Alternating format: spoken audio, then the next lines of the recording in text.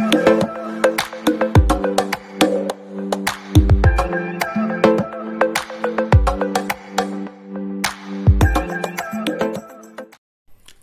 Friends, आपका स्वागत है हमारे आज के वीडियो में। ठीक, तो इतनी अच्छी ड्राइंग मैंने ही बनाई है यार। ठीक, तो पहले तो पिछला टॉपिक हमने क्लियर किया था लाइमन एंड बामर के बारे में। ये और ये हमने क्लियर किया था, लाइमन सीरीज, बामर सीरीज। यहाँ मैंने तीनों ही एक साथ बना दिया है क्योंकि इजी पड़े। बार बार कौन बनाएगा यार, सबका अलग अलग करूंगा तो बहुत बड़ा हो जाएगा वीडियो। ठीक, हमने लाइमन सीरीज का रेंज देखा था 911 एंगस्ट्रॉम से 3600 एंगस्ट्रॉम। ठीक, फिर सेकंड का बाल्मर का देखा था कितना, 3644 एंगस्ट्रॉम से 6552 एंगस्ट्रॉम तक। ठीक है, तो ये तो दो हमने निकाल लिए थे। ये भी मैंने आपको बताया था, ये अल्ट्रावायलेट रीजन का होता है। ठीक, और ये विजिबल रीजन का होता है, इसे हम देख सकते हैं। ठीक, याद रखना इन सभी में, ये लाइमन है, ये बामर है, आप देख लो, मैंने सब लिख दिया है तो पढ़ देता हूं फिर भी। पास्चन है, ब्रैकेट है, फुंड है, सब कुछ सेम है। लाइमन में जैसे n इज इक्वल टू 1 पे जब इलेक्ट्रॉन गिरते थे तभी लाइमन होती थी। ठीक, ये वेवलेंथ लाइमन होती थी, मैंने आपको बताया था। 2 पे गिरे तो बाल्मर थी। ठीक, फिर पास्चन जब इलेक्ट्रॉन्स कहीं से भी, ये देखिए मैंने पहले बताया कि 4 से 3 पे आया, फिर 5 से 3 पे आया, ये आप देखते रहिए। और ये मैंने ये ऐसा इसलिए बनाया कि मान लो इन्फिनाइट पे कुछ है, इन्फिनाइट से अगर इलेक्ट्रॉन आते हैं वापस 3 पे तो वो पास्चन होगा। सेम ऐसे ही आगे बढ़िए, जब 4 पे गिरेंगे तो ब्रैकेट होगा। ठीक, 5 पे जब आके गिरेंगे इलेक्ट्रॉन, गिरेंगे मतलब वापस आते हैं, गिर नहीं रहे कहीं पे इलेक्ट्रॉन। गिरना मतलब मैं बोल रहा हूं इन्हें कहीं से भेज, मान लो इन्हें जो इलेक्ट्रॉन्स हैं, मान लो 3 पे थे पहले, इन्हें कहीं जैसे इन्फानाइट पे भेजा गया था। ठीक, उन्हें इतनी एनर्जी दी गई थी कि वो इन्फानाइट पे चले गए। उसके बाद वापस, याद है मैंने बताया था आपसे, कोई भी इलेक्ट्रॉन अपने किस पे, स्थितिज ऊर्जा में, मतलब कम से कम स्थितिज ऊर्जा रखता है। ठीक, अपने कम से कम पोटेंशियल एनर्जी में रहना पसंद करता है वो, तो वो वापस आ जाएगा एनर्जी रिलीज करके। तो जो एनर्जी एमिट करेगा तो उसमें से वो एनर्जी, ये देखिए, जब एनर्जी एमिट करेगा, जब इलेक्ट्रॉन वापस आएगा तो कुछ वेवलेंथ मिलेंगे हमें, वो अलग अलग रीजन की होती है। जब इलेक्ट्रॉन 3 पे आके गिरा तो हमें पास्चन मिली। ठीक, पास्चन सीरीज मिला हमें, ये जो सीरीज मिली। फिर जब n इज इक्वल टू 4 पे आया तो ब्रैकेट सीरीज मिली, n इज इक्वल टू 5 पे आया तो फुंड सीरीज मिली। हो गया, ये खत्म, बस इतना ही था। अब आप बोलोगे कि इसका रेंज बताओ, आप खुद निकालो, आपका टास्क है। ठीक, मैंने 2 बता दिए थे क्योंकि अब अगर सबका एक एक करके निकालूंगा तो यार कमाल करते हो यार, इतना बड़ा बड़ा वीडियो। अब आपको मालूम ही पड़ेगा ना, फॉर्मूले आपको पता है, मैंने फॉर्मूले आपको दिखा रखे हैं, ये देखिए आपके लिए लिख भी दिया है। और ये जो मैंने लिखा है ना, हम Fourier series n is equal to 6 के लिए, ये सिलेबस में होगा शायद, देखना आप। ठीक, ये तो n इज इक्वल टू, आपने इतना तो पढ़ा होगा, लाइमन, बाल्मर, पास्चन, ब्रैकेट, फुंड, इतना तो होता ही होता है। एक और होता है हम फेरी सीरीज।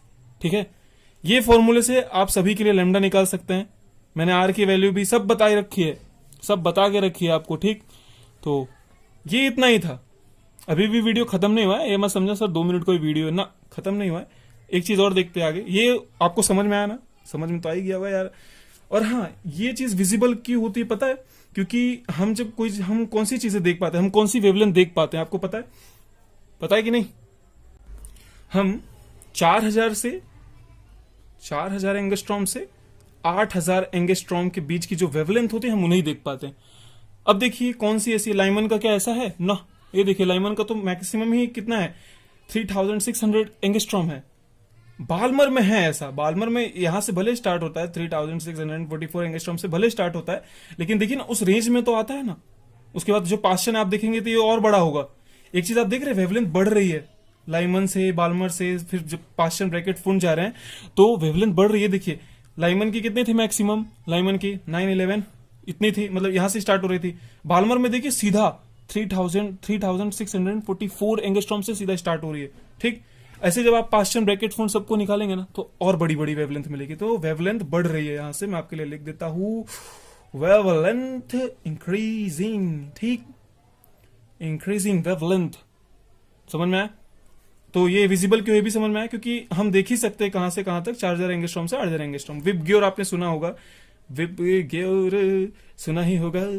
ठीक है, तो ये उसी की रेंज की होती है। जब बाल्मर सीरीज जो होती है, बाल्मर जो ये जो वेवलेंथ होती है, ये देखिए इनका वेवलेंथ का जो रेंज है इसी रेंज से मैच करता है, इसलिए हम इन्हें देख सकते हैं। बाकी किसी को हम देख नहीं सकते, बाकी सारे इनविजिबल है। ये मैंने कलरिंग बनाया, इसका मतलब इस कलर के नहीं होते, वो अच्छा दिखे, अट्रैक्टिव लगे, इसलिए ऐसा बनाया। ठीक, तो अब आप ये सोचिए कि कैसे मालूम पड़ेगा। जैसे आइए पहले देखते हैं, फिर मैं आपके लिए एक चीज और बनाता हूं, फिर देखते हैं। तो शुरू करते हैं, देखते हैं 4 से क्या लिखा है मैंने, मतलब कोई एक इलेक्ट्रॉन था, वो 4 में था, मतलब उसको उतनी एनर्जी दी गई थी कि वो 4 में चला गया था, n=4 सेल में। फिर जब उसकी एनर्जी निकली तो वो वापस किस में आ गया, 1 में। ठीक, ये मैं आपके लिए जस्ट बनाया है। तो अब आप सोचिए कि क्या यही एक वे है आने का, मतलब इलेक्ट्रॉन डायरेक्ट चौथे सेल से पहले सेल में आ जाए? हाँ, ऐसा भी हो सकता है। एक ये भी हो सकता है कि इलेक्ट्रॉन पहले तीसरे सेल में जाए, तीसरे से दूसरे में जाए, दूसरे से पहले में आ जाए। ऐसे भी तो आ सकता है ना, क्या दिक्कत है उसे, है कि नहीं? समझ रहे हो ना? और क्या, और कैसे आ सकता है? मान लो डायरेक्ट 4 से तीसरे में, दूसरे में आ जाए, दूसरे से पहले में आ जाए, ये एक हो सकता है। फिर और क्या हो सकता है? और क्या बनाऊं मैं? सोचो यार, तुम भी सोचो, मैं ही सोचूं क्या सब? फिर क्या हो सकता है? मान लो 4 से 3 में आ जाए और 3 से डायरेक्ट 1 में आ जाए। आने के लिए तो कैसे भी आ सकता है ना। अभी तक तो आप यही समझ रहे होगे कि डायरेक्ट 4 से 1 में आएगा। आने के लिए तो ऐसे भी आ सकता है, 4 से 3 में आए इलेक्ट्रॉन, 3 से फिर 2 में आए, 2 से फिर 1 में आए। ये भी हो सकता है 4 से 2 में आ जाए और 2 से 1 में आ जाए। ये भी हो सकता है कि 4 से 3 में आए और 3 से डायरेक्ट 1 में आ जाए। तो ये ट्रांजेक्शन है, मतलब क्या है, नंबर ऑफ ट्रांजेक्शन, कितनी बार, मतलब कितने तरीके हैं कि इलेक्ट्रॉन ऐसे आ सकता है। कुछ समझ में आ रहा है क्या? तो अगर आप इसे गिने तो एक ये तरीका हो गया, 2 3 4 हुआ। ठीक, एक ये हुआ 5, ये नहीं हुआ क्योंकि ये पीछे हो चुका है। ये देखिए ना, ये चीज सेम ही है ना। पहले 4 से 3 में आया, 3 से 2 में आया, 2 से 1 में आया। इधर क्या हो रहा है? 4 से 2 में, 2 से 1 में। 2 से 1 वाला तो रिपीट हो रहा है, तो रिपीटेड नहीं लेंगे हम। समझ में आ रहा है ना? रिपीटेड नहीं लेना है क्योंकि ये हो चुका है ना? समझ में आया? तो पहला एक ये होगा क्योंकि डायरेक्ट 4 से 1 में आया। फिर 4 से 3, 3 से 2, 2 से 1, ये तीनों ले लिए। 3 1 4, 3 इधर हो गए, इससे मिल गए 3 ट्रांजेक्शन इससे पॉसिबल है। अब एक ये हो गया और ये चीज रिपीट हो रही है, इसलिए इसे नहीं लेंगे। इसे नहीं लिया इसीलिए क्योंकि पीछे हुआ 2 से 1 में तो हमने लिया ना, इसलिए यहाँ पे एक ही मिला हमें। ठीक, इस वाले में एक ट्रांजिशन मिला। यहाँ पे ये हो चुका है, ये देखिए 4 से 3 में हम आए थे, 4 से 3 में इधर भी आ रहा है, तो ये एक हो चुका है, तो इसे भी कट के 3 से 1 में नहीं आए हम लोग, तो यहाँ पे भी एक पॉसिबल है। मतलब टोटल कितने तरीके हैं कि इलेक्ट्रॉन वापस आ जाए, मतलब 4 से 1 में आए। तो 3 4 5 6 तरीके हैं। अब आप ऐसे कितना निकालेंगे यार? ऐसा तो फिर सब में काउंट करना पड़ेगा। अब जैसे मैं बोल दूं 5 से 1 में आना है कि नहीं? मान लो मैं बोल दिया कि 5 पहले बना देते हैं।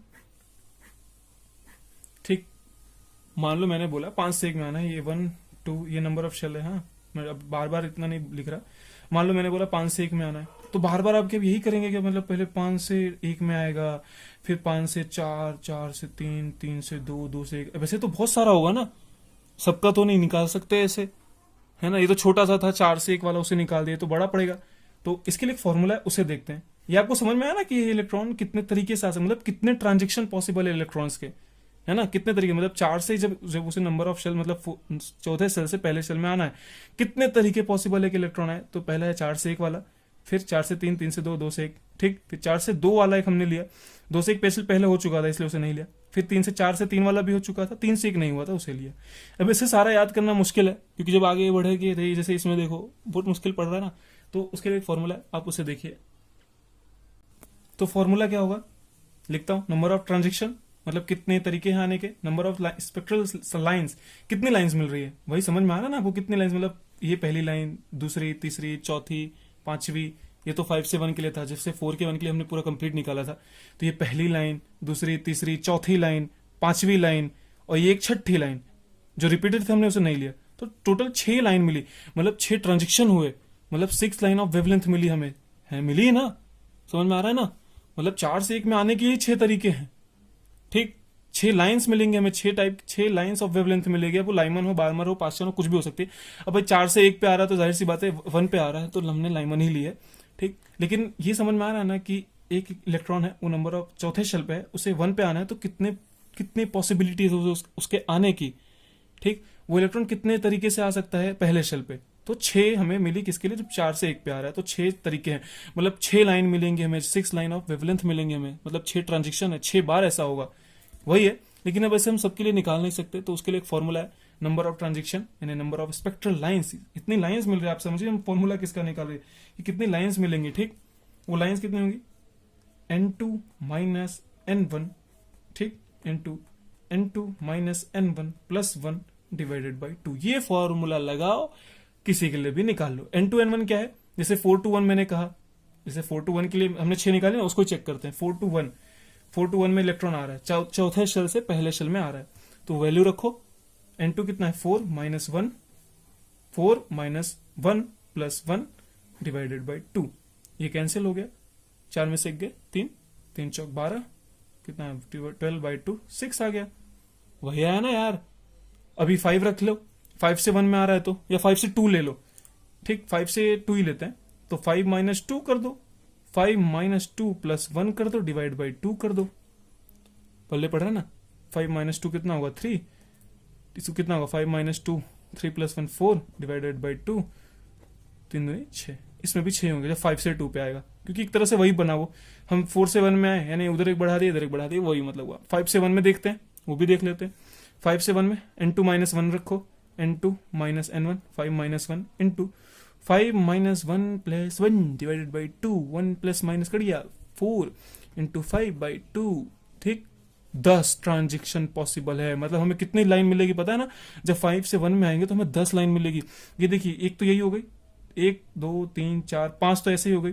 फिर मान लो 5 से 3 में आ जाए, 3 से 1 में आए, फिर इसमें आए, लेकिन ये तो रिपीटेड हो जाएगा, सॉरी, फिर इधर आ जाए, डायरेक्ट इधर आ जाए, ऐसे 10 लाइन मिलेंगी हमें, मतलब 10 लाइन ऑफ वेवलेंथ्स मिलेंगी। तो ये इसका फॉर्मूला था, आप उसे लगाना और सारे हो जाएंगे। अगर आपसे कोई पूछे कितने ट्रांजेक्शन पॉसिबल है, कितने नंबर ऑफ वेवलेंथ मिलेगी, मतलब कोई ऐसा भी पूछ सकता है कि 4 से 1 में आने के लिए कितनी पॉसिबिलिटीज है इलेक्ट्रॉन्स की, तो आप इस फॉर्मूले से निकाल सकते हो, याद करते रहो, ठीक। जेई में भी पूछ लेता है कई बार। तो अगर आपको ये वीडियो अच्छा लगा तो बस आज के लिए इतना ही। अगले वीडियो में बहुत इंटरेस्टिंग है, क्योंकि वो उसमें बोर मॉडल भी फेल होता है सोच रहे होगे सर कितना फेल कराओगे भाई, पास करो उसे, तो वो भी फेल होता है, लेकिन बहुत सही था वो मॉडल, ठीक। तो अगर आपको ये वीडियो अच्छा लगा हो तो प्लीज शेयर सब्सक्राइब सब कुछ है, जो करना है कर दो, ठीक। Bye bye.